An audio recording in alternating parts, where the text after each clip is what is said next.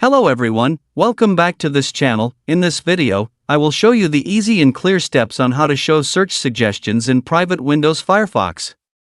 So how to show search suggestions in private Windows Firefox? Make sure you keep watching this video until the end. Let's get started right away. Firstly, go straight to Firefox browser on your computer or laptop. This is the Firefox browser display. Next, move the cursor to the top right of the screen. There are lots of menu options here. Next, tap the three-line icon here. And a scrolling menu will appear like this. And tap the Settings menu here. Now here you are in the Settings menu. Enter the Search menu. Now here you are in the General menu. Tap Show Search Suggestions in private Windows.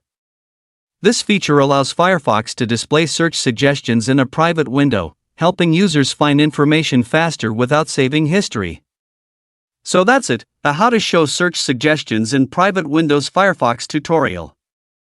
Thank you for watching. I hope this video is useful. See you in the next video.